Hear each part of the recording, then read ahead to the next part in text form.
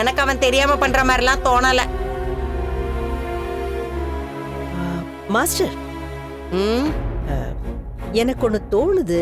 என்ன? அந்த பையனோட அம்மா ஆக்சிடென்ட்ல இறந்துட்டாங்கன்னு தானே சொன்னீங்க? ஆமா. இந்த மாதிரி அல்பாயுஸ்ல போனவங்களோட ஆத்மாலாம் அவ்வளவு சீக்கிரமா சாந்தி அடையாதான், ஆவியா சுத்துவாங்களாம்.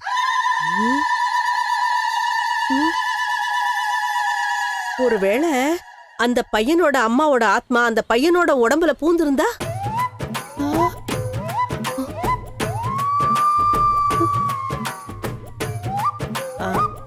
அது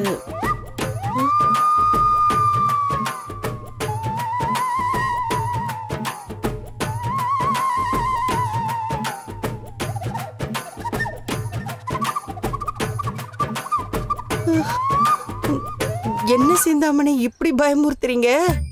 இல்ல மாஸ்டர், திடீர்னு இப்படி நடுராத்திரில எந்திரிச்சு நடந்தா அது கூட காரணமா இருக்கலாம்ல மாஸ்டர். பையனை விட்டுட்டு அந்த பொண்ணு செத்து போயிட்டா. பையனை பாத்துக்கணுங்கிற ஆசையில அந்த பொண்ணு பேயா கூட அடிக்கடி வரலாம்ல.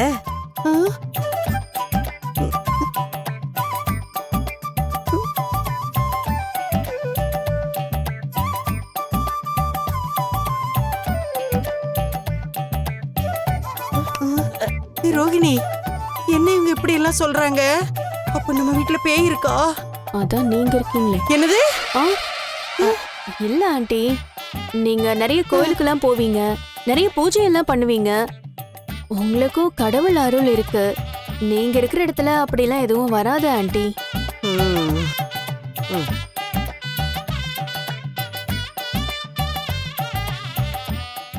இருந்தாலும் இவங்க சொல்றதெல்லாம் பார்த்தா எனக்கே சந்தேகமா இருக்கு. ஆனா நான் பாக்கும்போது அந்த பையன் சேர்ல உட்கார்ந்துல ஆடிட்டு இருந்தான். அப்படிலாம் எதுவுமே இருக்காது ஆண்டி. அந்த பையன் ஜஸ்ட் தூக்கத்துல நடந்திருக்கான், அவ்வளவுதான். மாஸ்டர், எதையும் சாதாரணமா விட்டுடக்கூடாது. எதுக்கு உங்க வீட்டுல சின்னதா ஒரு பூஜை பண்ணிடுங்களேன். என்ன சிந்தாமணி, வீட்ல எதுக்கு பூஜையெல்லாம் பண்ண சொல்றீங்க? பேய விரட்ட. அப்ப விஜயா, நீ வீட்டை விட்டு போறியா? ஏய், என்ன கிண்டலா? நானே வேற டென்ஷன்ல இருக்கேன். அந்த பையனால என் நிம்மதியே போச்சு. இரு இரு இரு, கிருஷ்ண பத்தி தானே சொல்ற. அவனை விரட்ட நீங்க திட்டம் போடுறத உங்களோட வச்சுக்கோங்க. என்கிட்ட எதுவும் சொல்லாதீங்க.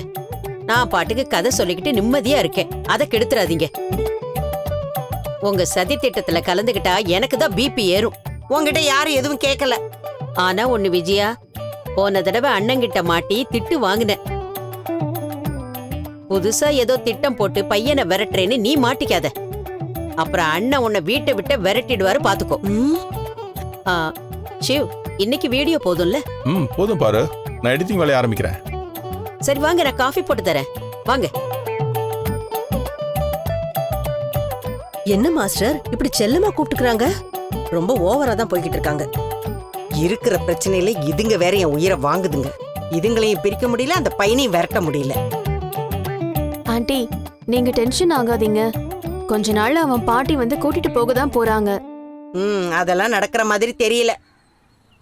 நான் உன்கிட்ட சொன்ன மாதிரி நீயும் மனோஜும் அந்த பையனை மொத்தமா ஒதுக்கி வச்சிருங்க. சரி.